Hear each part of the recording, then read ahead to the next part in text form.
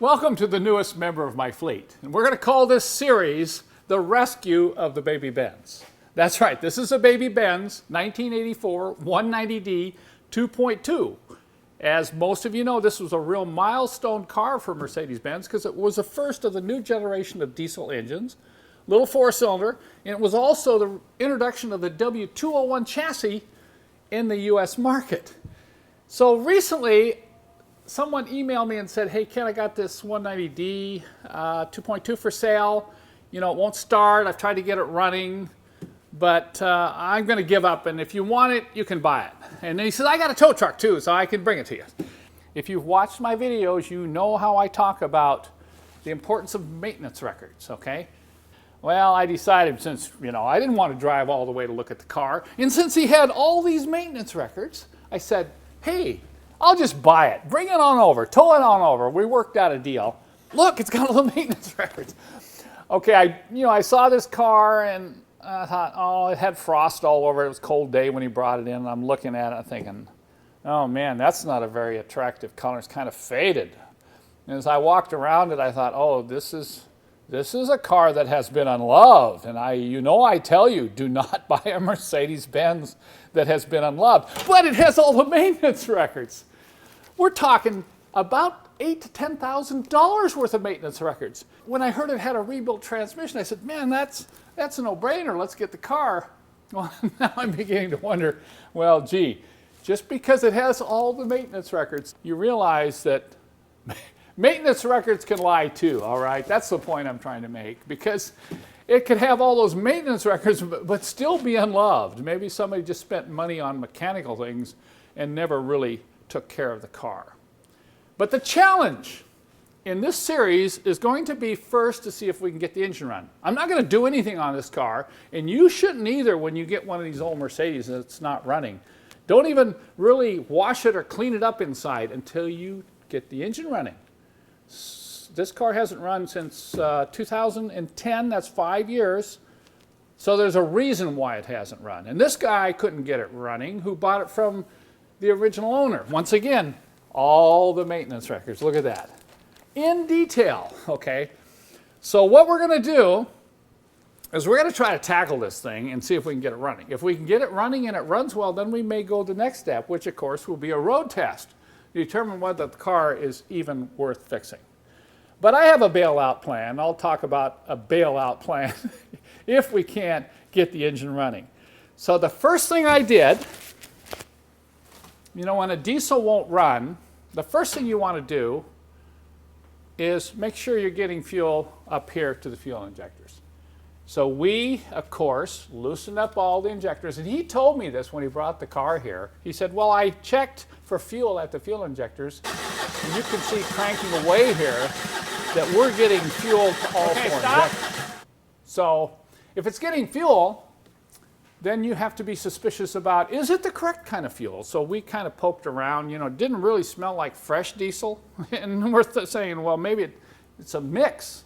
Maybe they did get some gas in the tank at one point.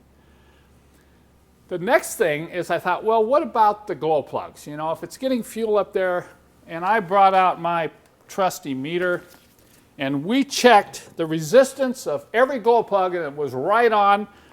I reconnected the wiring harness, and then we checked for power at each of the glow plugs, and we're getting power to each of the glow plugs. So I don't think it's glow plug. Okay, so where are we at here? What could it be? If it's not fuel, not glow plugs, it seems like it's got compression. Listen to it crank over here. Now, it's not steady. That doesn't usually bother me that much when an engine hasn't run for 5 years.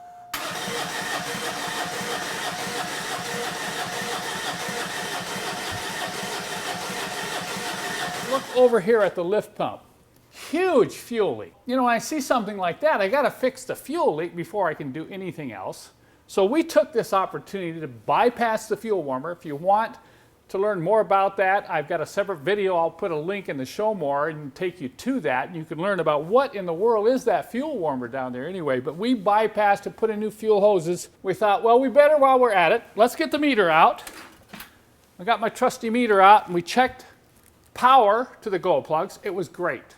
And then we checked the resistance on each glow plug, and it was fine. Now, if you want more information about testing glow plugs, I do have PDF downloads on my website for advanced diagnostics on these glow plug systems. So, okay, now it's time to bring out the compression tester.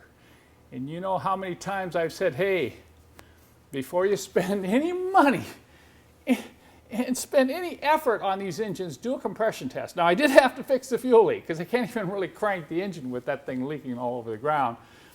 So we put it on number 1 cylinder.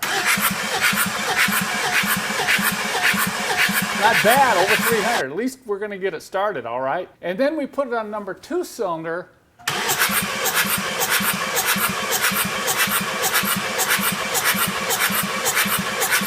I go, uh-oh.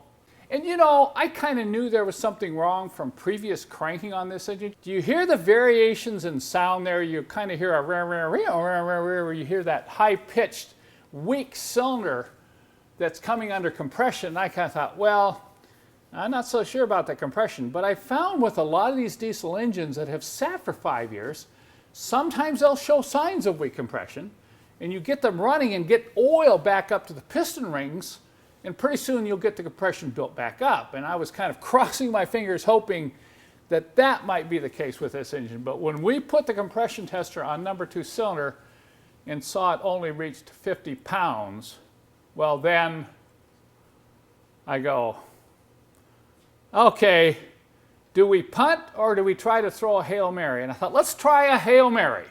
So let's pull that valve cover off and take a quick look at the camshaft. So this is my Hail Mary, hoping I'll pull this valve cover off and find something unusual inside here that could be causing weak compression on number 2. These are the 2 lobes that are related to the 2nd cylinder. The cam looks really in good shape. There's no scoring. Look at how clean this engine is inside.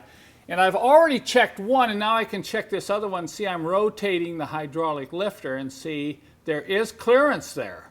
If for some reason one of these was jammed up and keeping the valves open, or one of the valves open, that would be a reason for low compression. But they look fine, the camshaft, the chain, there doesn't appear to be any problem inside the valve cover. So much for the Hail Mary, you know, there's really nothing wrong with that camshaft.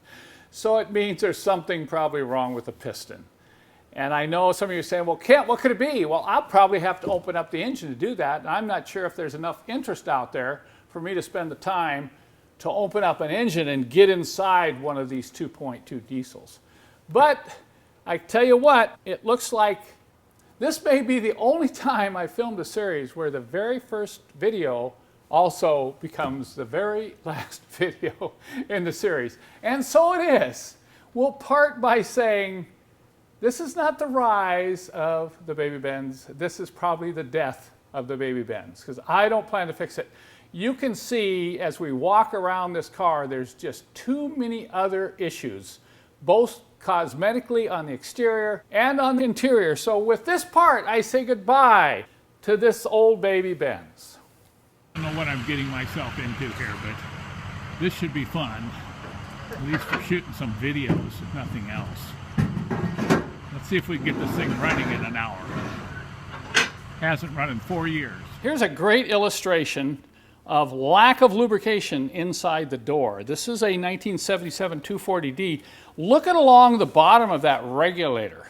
It's totally dry. But the big problem was, and this is why I opened up the door, the owner said that the window wasn't coming up and down.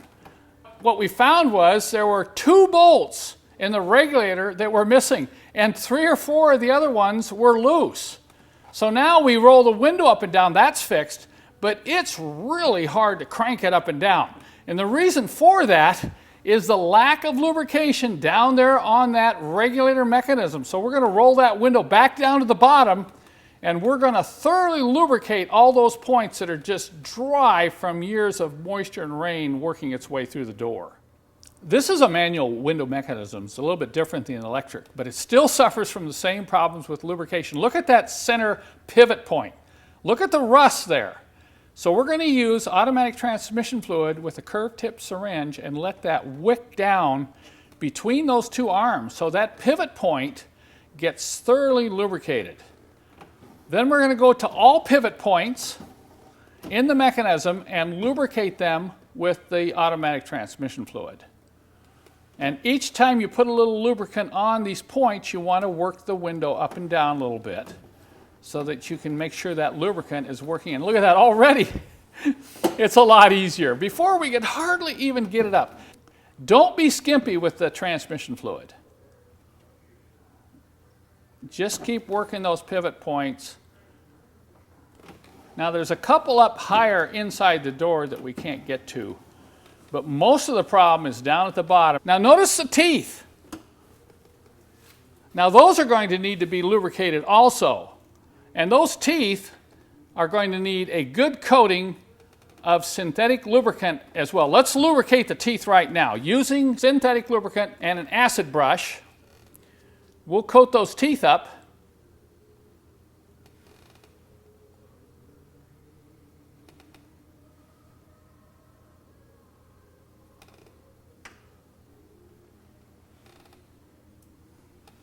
Now you're going to have to reach up in there as far as you can to get the synthetic lubricant on the teeth. You roll this up and down a couple times, you'll start spreading that particular lubricant through. We also want to lubricate the pivot point on the handle.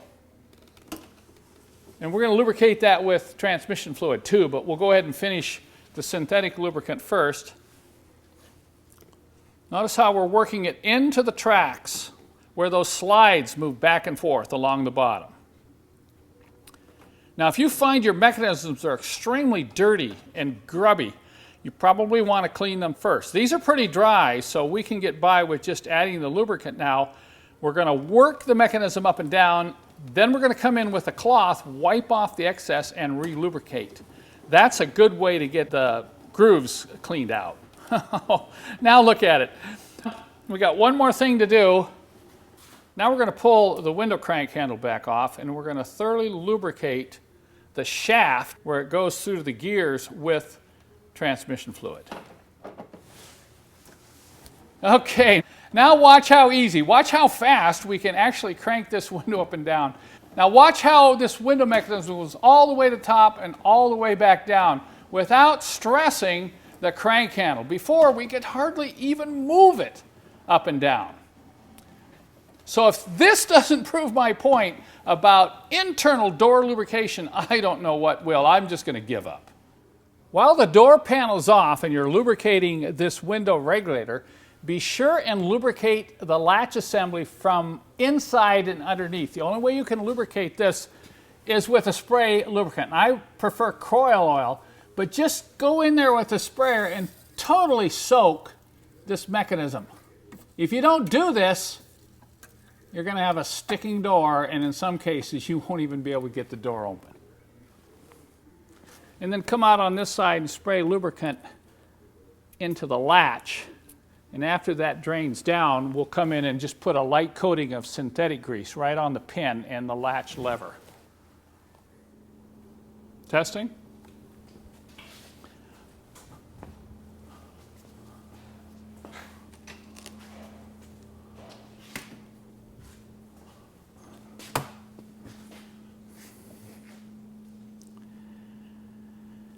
And now we're going to go after this right rear door. This one's going to be tough. I'm not going to...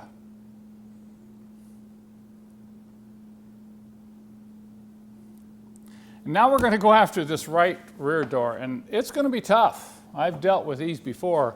When you have a door that's binding up this much, don't expect that you can just clean out that little check valve on the hinge loop point and shove some grease in there. The grease isn't going to go in there. Because what's happened is moisture's gotten in there and there's a lot of rust on the pin. So you're not going to get any grease in there. You're not going to solve the problem. Somebody already looks like they tried to spray lithium grease on the outside of the hinge. That's never going to work.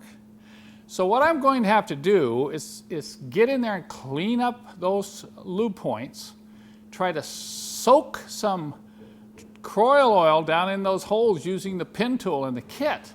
And then I'm going to have to soak it around those cracks in the hinges. I may have to do this a couple days. because what I'm going to be trying to do here is get the door to move easily.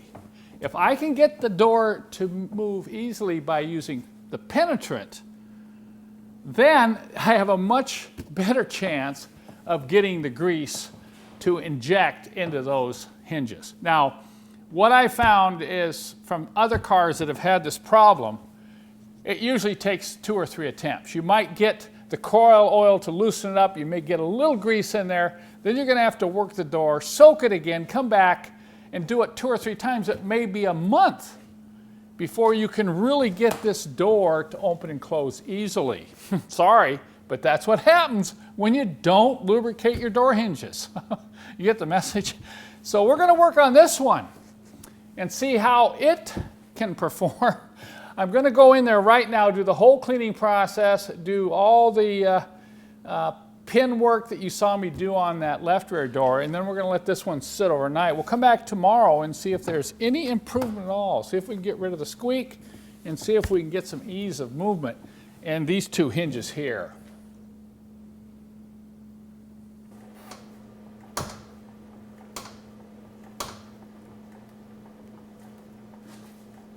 And you see why I got some help. This will wear me out, but I told Jonathan here I'll give him a little bonus if he can do this 150 times, and then tomorrow we'll come back and do it another 150 times. Come on, smile, Jonathan.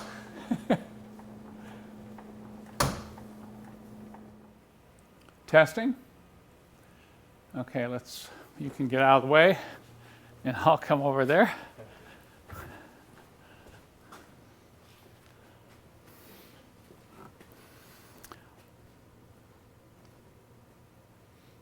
Rolling after 3 seconds. I'm in the process of inspecting the engine in my newly acquired 560 SEC. This is really something, I got to tell you. And we're going to be doing some detailing because even though this has to be one of the cleanest engine compartments I've ever seen, how many years is that? 2?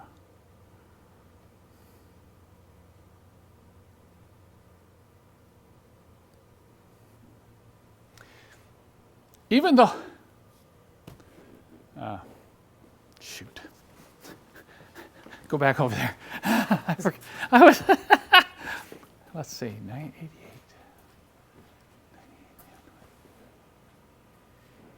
Okay. As an example, I'm going to show you what I can do right around on this housing. Once again, it's clean, but you can see some of the staining. So I'm using a special chemical here in an acid brush. Watch as I come in here and just lightly rub this area. Look at that. You see how it's lifting that 27-year-old stain off the aluminum? You might have to be a little patient. I'll go ahead and get a little more. I'm just going to do this one section here to show you an example. I'll come up here on this part too as well. Now you really don't want to use scrubbing pads on these parts if you don't have to, because it's going to make them look too shiny. And I want to have this engine look as original as possible. So I'm going to be very careful about over cleaning some of these aluminum parts. But take a look here now as I wipe this off, and you'll be able to compare this section with this section over here and that section over there.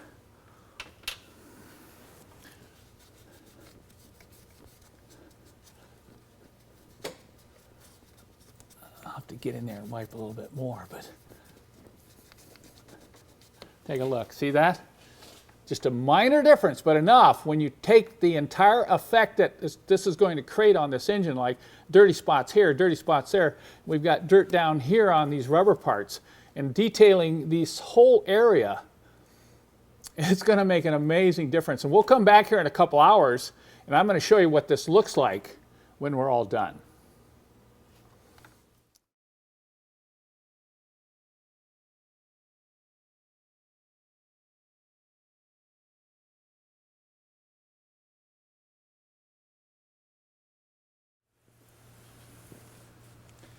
I'm sure you may be wondering why I'm sitting here in my shop with the front wheel off my car, spraying down my front suspension. You're saying, well, Kent, Isn't that a little extreme as far as detailing?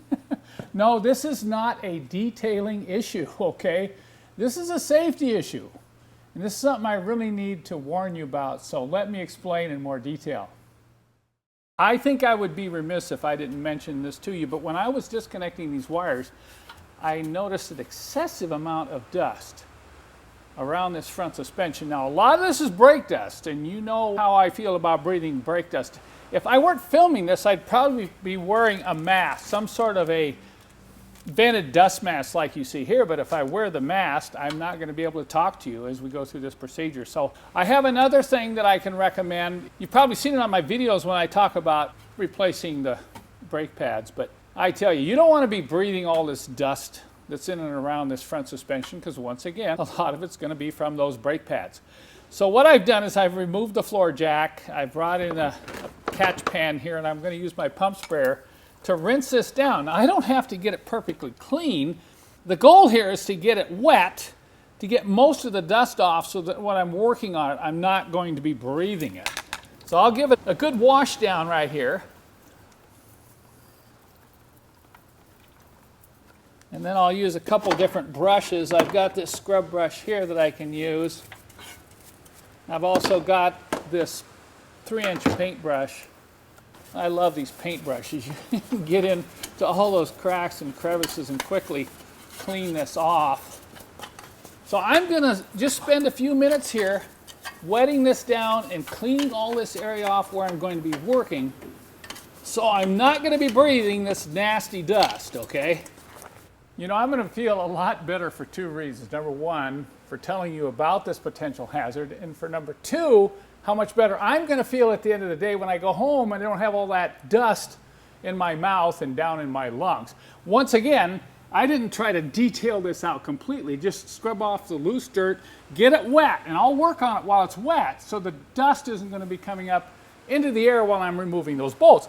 This is filthy water, by the way. Look, I only have about a cup of water in here, but it is just filthy. So anytime you're working around your brake areas, just wet the suspension down or wet the front end, or try to get it pressure washed before you even begin to work on it. But even if you pressure wash it with the wheels on, you're not going to get to every area. So you still might want to wet it down. And those pump sprayers, they're just ideal for this when you're working inside your own garage.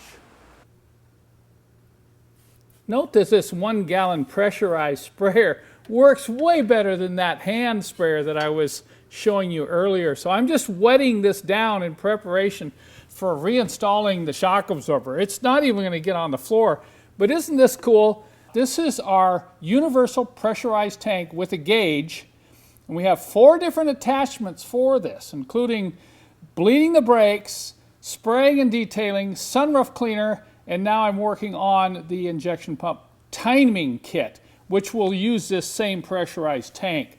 So we've made it so it has a quick disconnect fitting, and you can use it for multiple uses because of this fitting and the attachments that we're going to sell with it.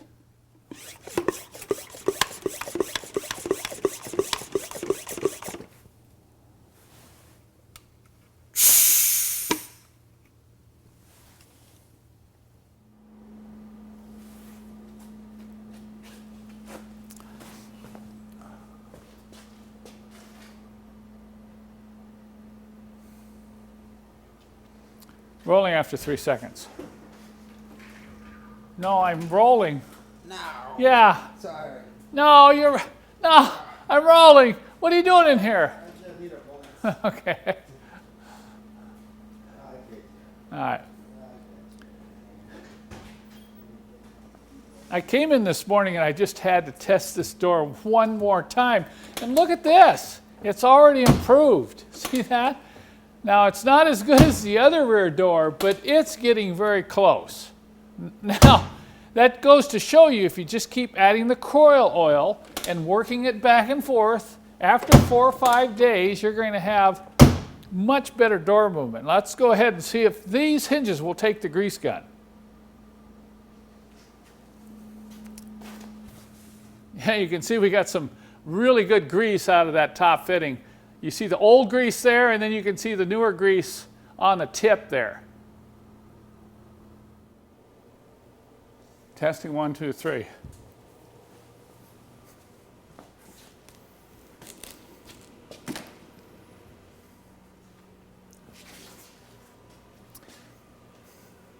If this video doesn't demonstrate the importance of lubricating your door hinges, I don't know what will.